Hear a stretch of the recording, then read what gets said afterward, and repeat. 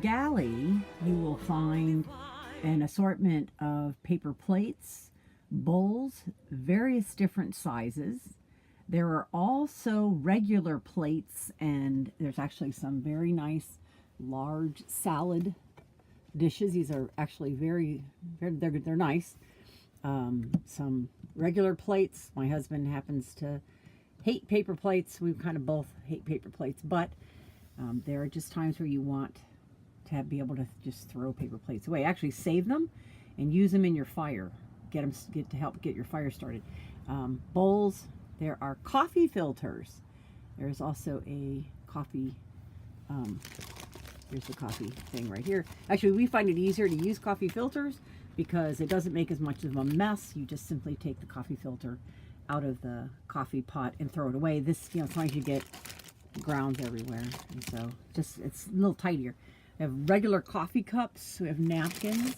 This way you don't have to go out and buy all this stuff, and then you end up leaving it behind for us. And we already buy this stuff in big quantities anyways because I use them in my business, and so we provide a lot of that type of stuff for you. As we go down, we also provide for you plastic bags. Not only trash bags, but plastic bags for any kind of food storage. We're also to show you where else we use these plastic bags. There are matches. We provide you with a sponge, and the kitchen drawer is full of all sorts of different types of utensils that you might need for your cooking. We do a lot of cooking in the RV, and so we make sure we provide those for you. We have even plastic containers that you can, if you have leftovers, and plenty of silverware in here. So over here we have a coffee pot, and we also have a French press, because if you are boondocking, your coffee pot will suck you dry on your power, and so you would need to use the French press. So along in the van too, we also make sure that you have, I'll put this in here, roll of paper towels there, and you're also going to have some dishwashing detergent, a couple plastic bags in case you need some plastic bags. We have more cleaning stuff, pot holders, lots of pots and pans in there, dish rack. And actually this is a dish tub. It comes in handy because the sink is only so big. And so it's a very well equipped kitchen with hopefully everything that you're going to need. This is, of course, empty for you to put your food stuff in. We actually have provided salt and pepper and some hot sauce, because who doesn't love the hot sauce? And then the kind of the back area of the van, just as a little notation of where we tend to put things. The first drawer, we keep a lot of our food stuff in it, and as a running joke, we call the one on the other side, we call that our chip drawer. And we actually say we have 2 chip drawers, and nobody needs 2 chip drawers, by the way, but that's where we tend to keep our extra food stuff. And in the back, usually one of us takes the driver's side door, other person takes the other bin. We have found we were able to stick 2 weeks worth of clothing up in these 2 side cabinets. The cabinet in the straight back is where all the linens are kept. So there is a fresh set of sheets, 2 blankets, 4 towels. We also provide for you 4, it'll vary between 2 beach towels or 4 beach towels, but I'm going to admit to you, they don't match, and there's a reason for that, and I will maybe explain that in the next shot. So as we come into the rear of the coach, this is the lounge area, and on the side pieces here, on both sides, are what they call the ottoman area. And this is kind of where Scott and I set up, and we sit a lot here and discuss the day and what we're going to do on the next day. And this is where we sit for dining purposes. And you'll see that I have taken a quilt and have covered the ottoman area. And this is for two reasons. This is to, you can use these to sleep on, and I will kind of show you that. And when between uses, I can take them off and throw them in the wash and clean them. And it adds some nice color and fun to the interior of the coach. So you'll notice also there's a hole in the floor there, and that's where the post for the table goes. And there's a little plug, and the little plug, I told you a little earlier that on the shelf here, this is a great place to store this little plug. And we have the TV, and here the older TV, there was a shelf right here, and we would just store it on the top of the shelf. We always knew where the plug was, you know, because otherwise it's going to go, where'd you put the plug? So that little plug goes down in the hole here, covers it up, gives it a nice flat surface, as you can see.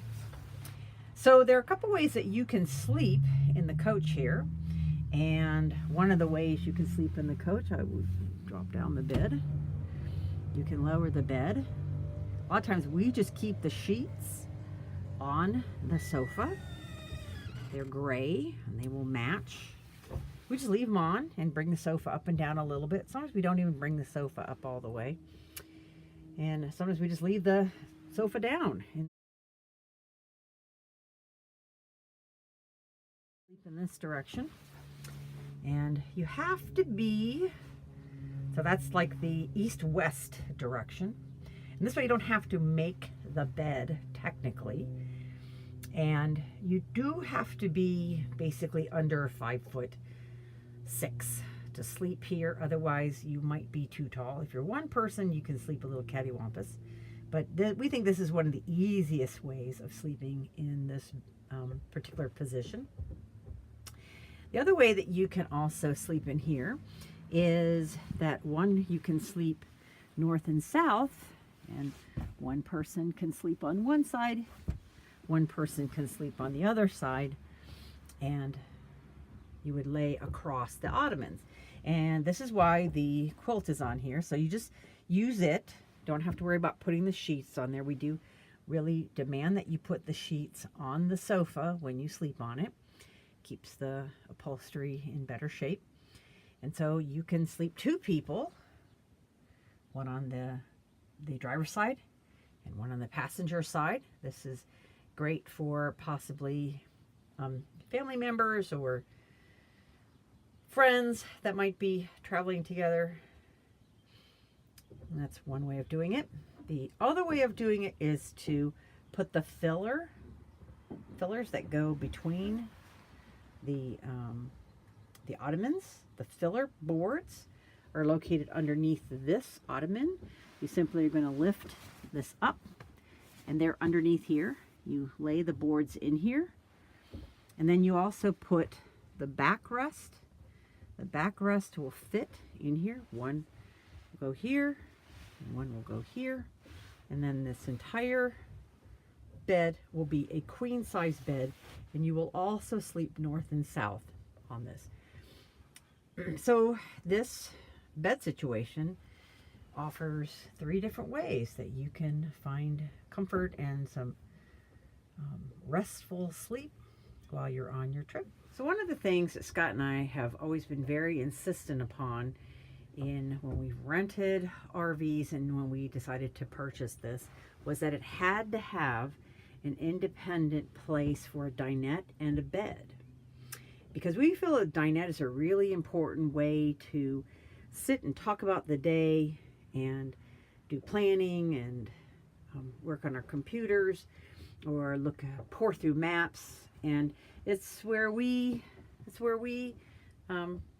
connect a lot of times. And so that whole situation of having a dinette and a separate bed, that was very important to us. And that's one of the reasons why we chose this coach, was because you could sit on both ottomans and you did not have a wardrobe in the way of the ottoman, which is very common in many of these Class B coaches. And this gives us more usable space. So the table is very much a bone of contention to us as far as its flexibility. And I found this leg, this little foot system on the internet, and it allows you to take your post and your tabletop and put it on this set of legs. This legs fold up, and currently we have it actually stored in this cabinet right over here, and that's a lot of times where we put our shoes too. So this leg allows you to take this table outside or move it anywhere in the coach you want. And the only thing is the table does make the table sit a little bit higher, but the reality of it is this table actually sits a little low when it's in its traditional position. So you can then move this table wherever you want. The table in this particular coach tends to sit back a little bit further than we would prefer it anyways. And that is because it allows anybody who is sitting in the back lounger also to be able to access the table. But, you know, they say, oh, if you're entertaining somebody, 4 people can dine at this table, which is a joke. And you can, I guess, if you're eating on saucers, then you can. So this is a very cool table leg that allows you to kind of move this table in and out and put it in an area that's convenient for you. So that is an option that how you can set your table up. The leg for the table is stored behind the driver's seat. Scott hates where it's at, but it is really a good location for it. The table top itself is stored in the wardrobe, and it is kind of connected against the wall. And I'm going to show you the regular position of the table. So that'll be our next shot. So this is the normal position of the table, and it can actually rotate in either direction. It does sit a little far back, so you cannot drop the sofa down and have the table up at the same time, because the table leg itself is just slightly under the sofa. And I'm sure that was an argument and a debate at Pleasure Way where to put the table. If I were them, I would have put the table a little forward so that the bed could be dropped. But you know, I don't work for them. So anyways, so this is the little tripod leg, and my suggestion, if you want to use that, and you put the post inside of the tripod, you might find it hard to get the post out. So the best way to do it is to simply put your feet, put one foot on one side and one foot on one of the other tri-legs, and then pull the post straight up. Otherwise, it should be firm, but otherwise you may find yourself struggling to get the post separated from the tri-legs. And then this little tri-leg thing looks something like this, and it's stored up. And like I said, that will be stored either underneath here, or you'll actually find it underneath in the back under the sofa. But this way, when it's in the coach, you can choose to use it whenever you want. So that's the table. Turn it this way. So go like this. We also have an alternative table that when we do outside shots of the chairs and the tables, we have an alternative table available for rent that is a great table to be used outside. It has multiple levels, and we've actually used that table in here too. We like to use it a lot, and that table is available for a slight upcharge. One of the things that we did to the RV was we decided to take out the TV that was in this corner, and there's a TV right in that corner. We took that out. And the reason we took that out was because it kind of bit into the lounge area. So the person that sat on the driver's side lounge kind of was leaning into the TV, and we never watched it. There is a cable connection on the outside of the vehicle, and there is also an antenna, but needless to say, we never did watch it. And the DVD player did not work. So we had it removed, and we put in a power station that we felt was way more important, because we have become infamously known for our little power stations that Scott and I create in the front seat of our vehicles. But what we did was we also put in this little TV. In fact, the customizer guys said he scratched his head when he was told he was putting in this little TV unit here, because he said usually it's the opposite direction. They're putting in bigger TVs, not smaller TVs. But every inch matters. We don't watch a lot of TV when we travel, but you can still put music CDs in here. But then again, I don't want to say who has CDs anymore, but people do. And so you can actually use this little TV here. The TV also has HDMI connections on it. You can bring your Roku devices with you. You can plug a USB stick in it. It will also charge devices while the TV is on. There is a little bit of a storage area right there. I'll show you something else that we do store in that little area. And then we have the charging station. This is what was something that was very important to us. And this is a place to throw all of our electronics. It's really stunning how much of this stuff we all have. And so we had this wonderful shelf built and installed.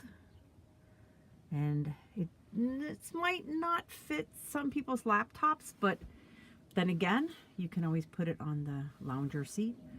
But inside of the charger station, your iPads, cameras, batteries, any devices, anything that you want to charge up can sit inside of here.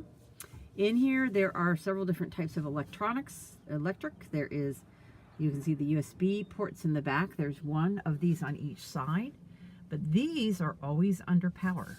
So when you plug them in, it starts charging off of the house battery.